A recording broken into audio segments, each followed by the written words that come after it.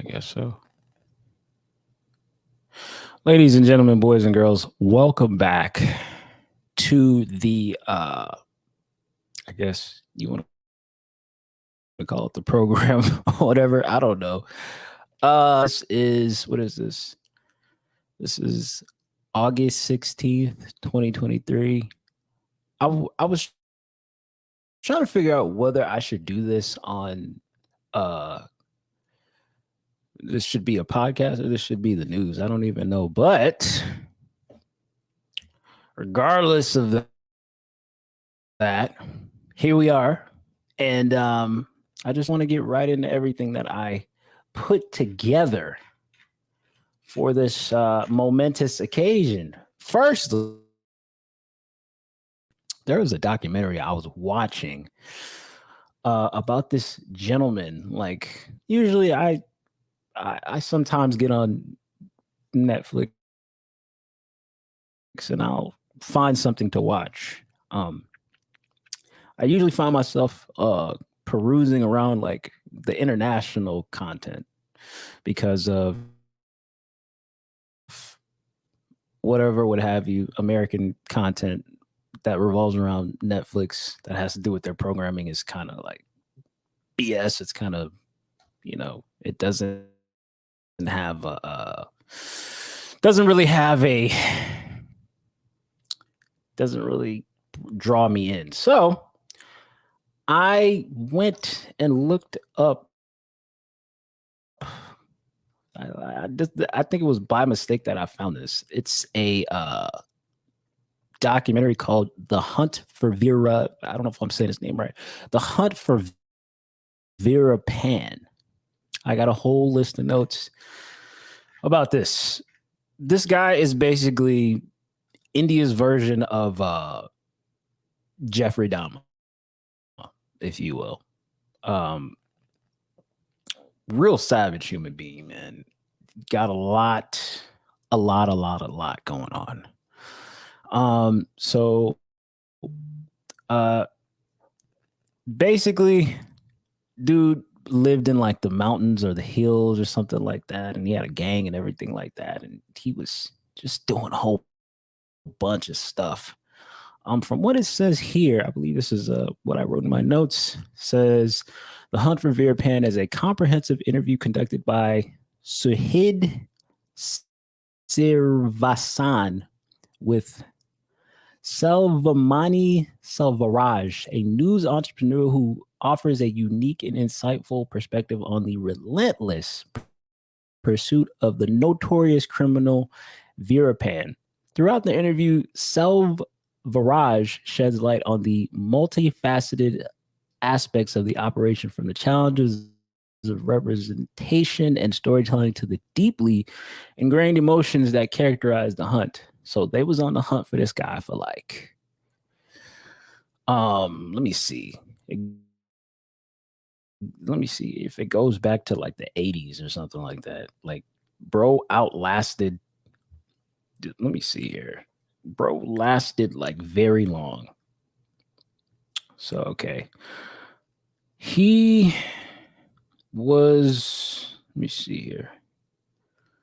Okay. He was active as a Indian bandit and domestic terrorist for 36 years. 36 this man was doing evil for 36 years. India was wasting money trying to hunt this man. India was wasting money hunting this man down. So crazy, bro. I can't even believe it, bro. But yeah. It says also at the outset, Salvarez acknowledges the privileges he holds as a news entrepreneur, allowing him to immerse himself in the subject matter at hand. He emphasizes the significance of representation, recognizing the intricate nuances involved in telling a compelling story that resonates in the audience, with the audience, excuse me. Let me see here if there's anything here else, because there's a lot. Like, I could go through, like, Wikipedia is not a good place to go with it, but bro, his history. His history is crazy. So let me see here. Let me just go through one. Okay. So they sent a special task force to try to like get this man, right? So in 1992, they sent a task force to catch him, to catch Virapan, right? It was headed in Tamil Nadu. Let me see here. So basically, here's what had happened. Um, Virapan attacked a. They tried to get him, but he basically basically unalived a whole bunch of people, right? So let me tell you what this guy did. He took he went to a police station. He went to a police station and basically unalived everybody at the police station. If that makes any like if the way I'm saying it, if you could just like picture yourself like understanding what I'm trying to say here. Dude basically just went into a police station and just unalived a bunch of police officers. That's how savage this man was. I mean, and I know they're not trying to glorify. I know they're not trying to glorify this guy, but at the same token, man, somebody in America might see this and be like, "Yo, he's the greatest thing since sliced bread, bro." It's so crazy. I thought another thing that was like crazy about this man was his I don't know like if it was his wife and like they were interviewing like the woman who was basically I guess his wife and they were saying something about like how bro met his what like his wife was basically explaining that like she was 15 when she met him and he was like I don't know I can't like if it'll tell me here how old she was how old he was when he met her. But funny, crazy thing about her is her name is Muthu La Shimi, if I'm saying that correctly at all. But yeah, she not only did she know what he was doing, but she like so she married him in 1990, and they lived in like obviously the forest where like he would like basically where him and his gang would basically be they lived there. It says she was arrested several times on charges of aiding and abetting various criminals and unalivings by Virapan's gang. The police also charged that Virapan gave large amounts of money to his wife after he had received ransoms for like kidnappings that he had done. So crazy. So if you get a chance, basically go and watch this documentary. I didn't think I would like it because it wasn't in like English. Everything's like basically like subtitles and they're speaking in their language. But I actually liked it because I don't know why, but I somehow find myself liking that. Felt liking that as a show. Moving on. There was another documentary I had watched. I watched the documentary The Untold on Johnny Manziel, and I thought it was a good documentary. Basically showed why he wasn't as prominent when he got to the pros and everything like that. Heisman Trophy winner.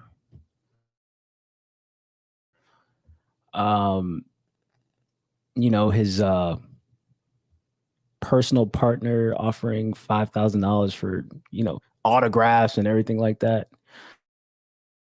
um, how he got to the NFL and didn't feel like he wanted to play football anymore because it was like a whole nother job that he had to do.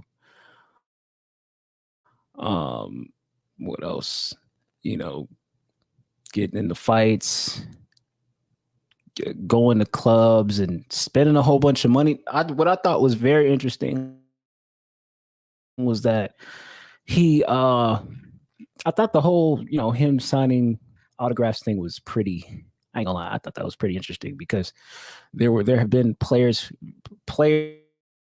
who have been, banned by the NCAA, kicked out of college because of signing autographs and things of that nature. I like the fact that it actually talked about the pay to play thing in the documentary because there are big college football stars who are broke. Like one, and I think another thing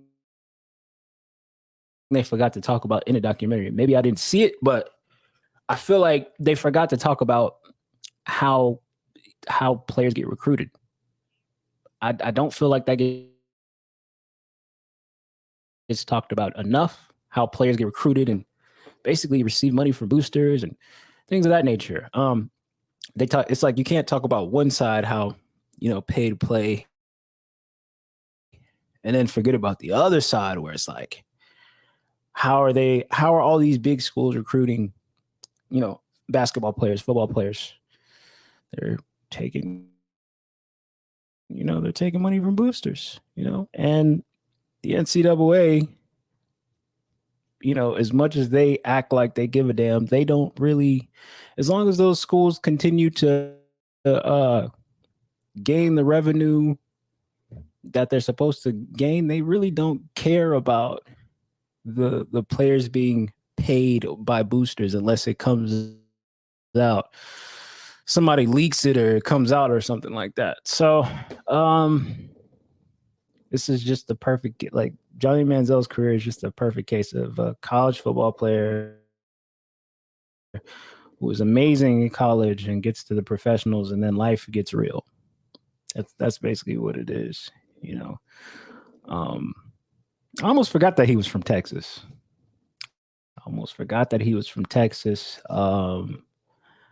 Another thing I thought was interesting is that like the friend, who was like acting as his manager or whatever, they never really mended that relationship.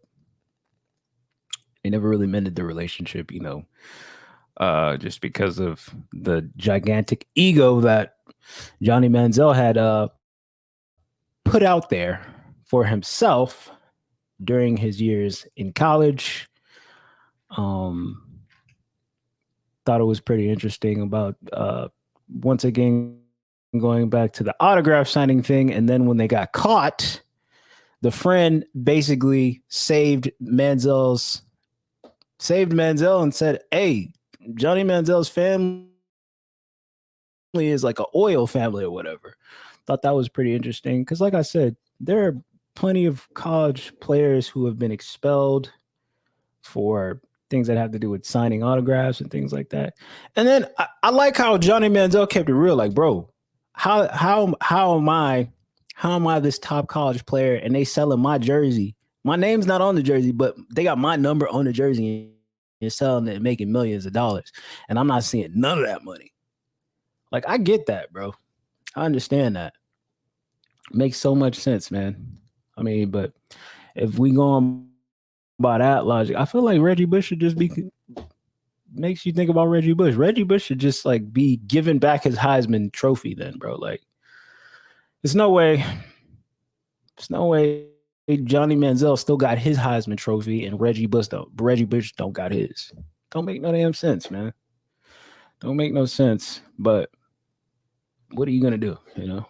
They pick and choose who they want to make an example out of, in my opinion, on that one. But yeah, if you get a chance, go watch that documentary. And then I also had the chance to watch the Jake Paul documentary, The Problem Child. I was really going into it not being unserious about it just because I'm like, come on now, who cares to watch Jake Paul. Like, bro, come on now. Come on now. Who cares about that? I watched it and I was actually pretty surprised that like I was into the documentary.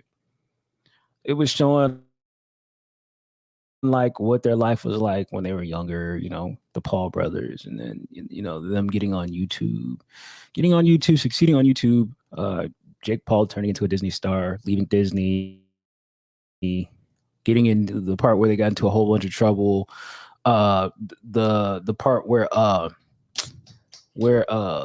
not Jake Paul, but Logan Paul got in trouble for that thing that he did in Japan. And then somehow we get to where he starts to box. And I thought that was so funny where, he was saying like, I want to be a boxer. And they just started playing Muhammad Ali. I'm like, bro, he's not a boxer. He is not a boxer. Like, no matter what you say. And then it gets all the way to the part where he fights Tommy Fury. And of course he loses that one. Actually fought an actual boxer, fought an actual boxer. And even the ones where he fought the MMA fighters, and then what I thought was very, very surprising is that Mike Tyson actually said that he's good for boxing. I was like, whoa. If Mike Tyson said he's good for boxing, then I guess he's good for boxing, man. Shoot. Forget what anybody else say. He must be good for boxing. I mean, he's putting butts in seats. They went through the trajectory of boxing being a dead sport before Jake Paul joined for some reason. I don't know why they did that, because boxing will never die. Boxing will never die. There will always be a market for people to be interested in combat sports, whether it be wrestling, whether it be UFC, and whether it be boxing. Boxing is like one of the oldest sports, and people, as long as two people are throwing hands with each other, there's always going to be a crowd of people that want to watch that, no matter what. That's just my opinion on it. But moving on, man. So apparently, former player Michael Older, am I saying that correctly? Michael Older is revealing shocking information about his life story. If y'all don't know, Michael Older is the movie they made. Michael Older is the subject of the movie The Blind Side. If you've ever seen that, I personally have never seen The Blind Side, and now that he said that it's a lie, I'm definitely never going to see it. It says he claims that his adoptive family's story in The Blind Side is a lie. Older alleges that the two Hoy family never legally adopted him and lied about their relationship. He is filing a lawsuit against the Tuhoy family, claiming they deceived him into signing a conservatorship document. Oh, okay. So we're dealing with a Britney Spears type of situation here. Okay. The conservatorship document granted the Tuhoy family control over Older's financial decisions. The Blind Side movie depicted Leanne Tuhoy, played by Sandra Bullock, as Older's adopted mother. Older's lawsuit asserts that he only recently discovered the truth in February 2023. Damn. He didn't know until like later. Goodness. He alleged that the conservatorship was presented to him as a form of post-adoption inclusion in the family. So they made it seem like it was another type of document and he didn't read it. That's interesting. Okay. The lawsuit was filed in Shelby County, Tennessee.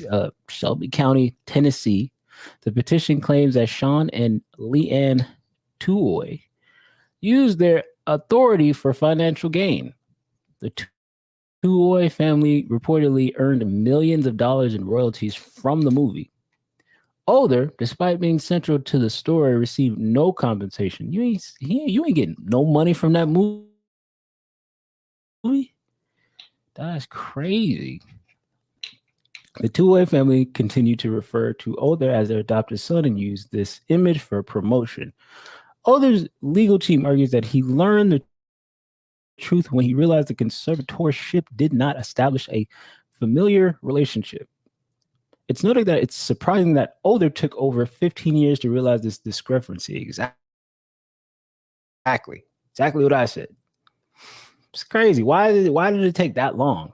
The lawsuit raises question about Older's relationship with the two-way family during his high school years. The case potentially calls into question the authenticity of the entire blindside narrative. The two-way family will have the opportunity to respond in court. If Older's claims are true, the two-way family's credibility and narrative will be severely undermined. The lawsuit has brought significant attention and uncertainty to Older's story and the family's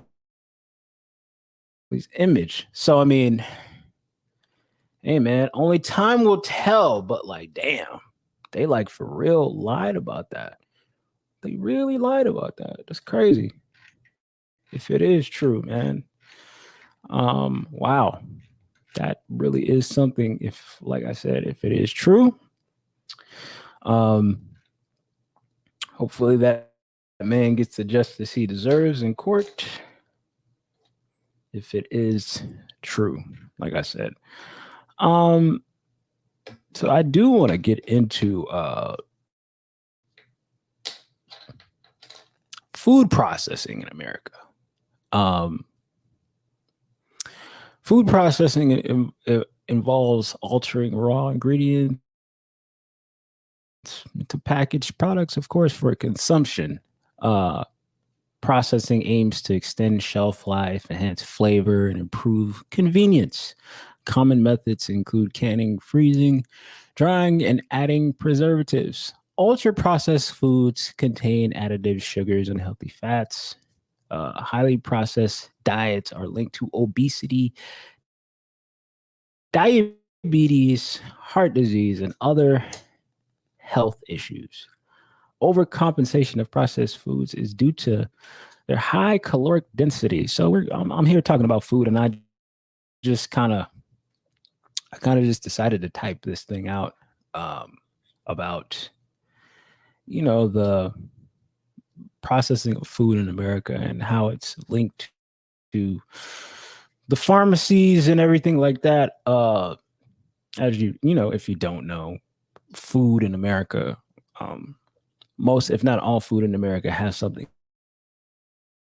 in it that will take you to the hospital, destroy whatever diet you have. We all have a fiending for, chips and cookies and sweet drinks and things of that nature. Processed food can be high in added sugar, sodium, unhealthy trans fats. They lack essential nutrients and fiber.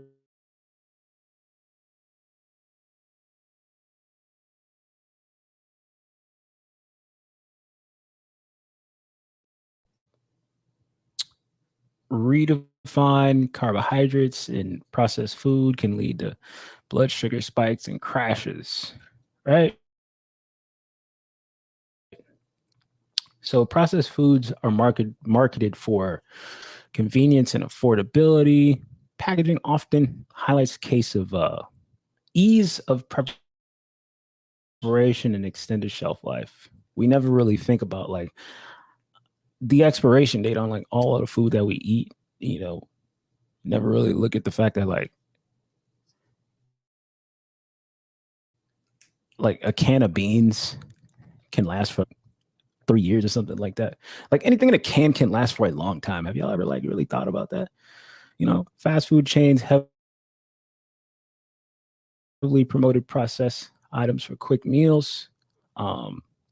And then getting into pharmacies, Big Pharma refers to the pharmaceutical industry's largest corporations. There's a complex relationship between the food industry and big pharma. Both industries are intertwined in influencing health related policies. Have you ever noticed like when when you when you want to eat like some junk, it's easy to eat junk food. Easy. It's priced, low price with all the high sodium and sugar and stuff like that, right? Versus like if you want to eat, let's just say fruits and vegetables, right? Fruits and vegetables fruits and vegetables have always been expensive. Always been expensive. I've never not once like tried to buy fruits and vegetables and it be like low. The same way some junk food is low.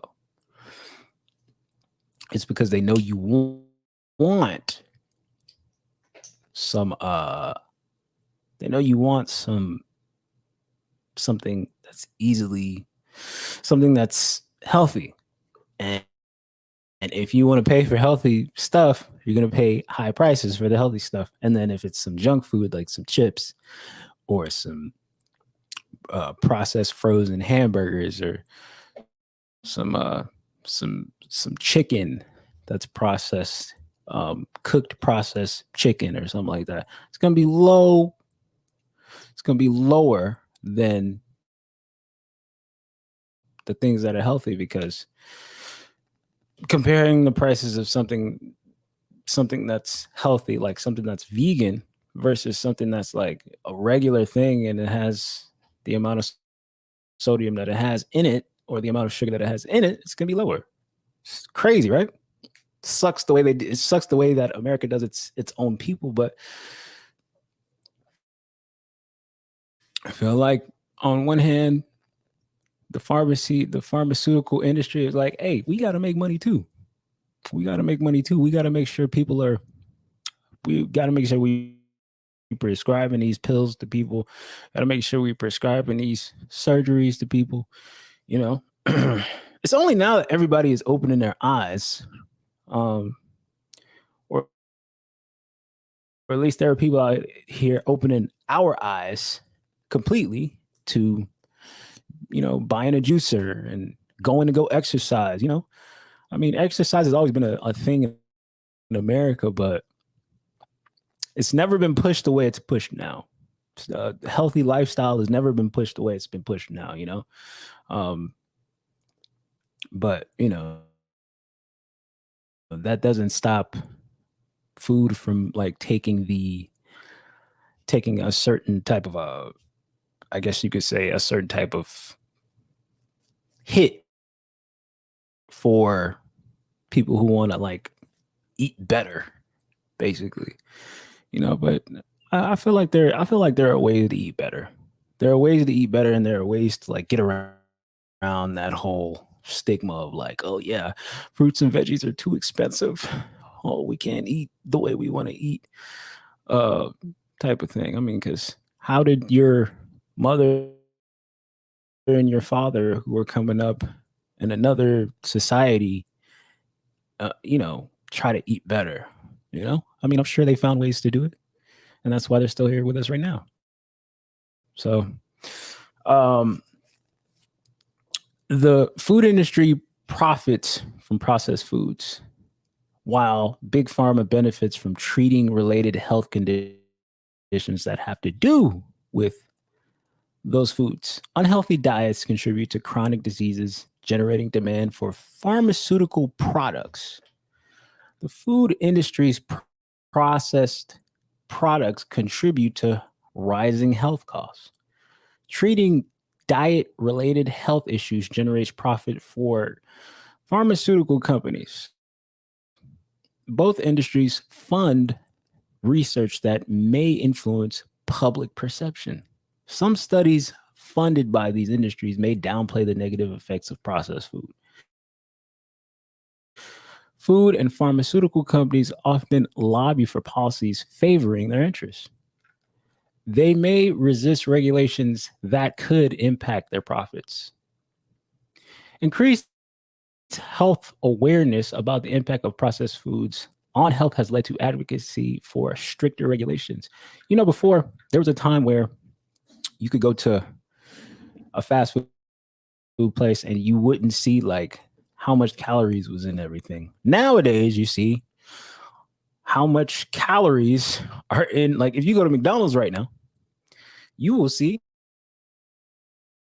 that they actually put the calories up there for you to see. Isn't that interesting?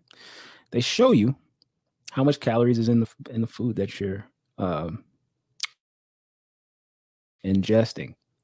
It's interesting. They never used to do that before. I think it was probably after, what is it? After the what's the guy's name? Morgan Spurlock. He did the what did he eat McDonald's for like 30 days. He ate like fast food for like 30 days and he supersized everything. I mean, they didn't really change much. They just took away supersizing from Wendy's and McDonald's and stuff. But I mean, they still serving the same food and more importantly, probably same ingredients and everything. So, but I guess that had an impact on the food industry in some sort of way. You see here, consumers can make informed choices by reading food labels and understanding ingredients. Supporting local whole food options reduces reliance on processed products. A balanced diet, rich in whole food, supports overall health and reduces the need for pharmaceutical interventions. Encouraging both industries to prioritize public health could improve overall well-being. Society's growing awareness of health impacts encourages a shift away from processed food. I mean, it really has, they really have shifted it so much uh, into more vegan options. But still, with vegan options, there's more. I mean, with vegan options, like vegan burgers and things like that, those still have their own little uh, negative impact too, because vegan, something that's not actually meat, is processed, obviously, processed in a lab. And you don't know what type of ingredients is in this vegan burger that's coming from a lab. So it's like you're kind of damned if you do, damned if you don't, as far as food goes here in America. You know what I'm saying? I don't really want to spend too much time on here. This is just like a quick little one. I'll be back again. I'm going to be doing a podcast a little bit later. So for now, that is all I got for you. Y'all take it easy.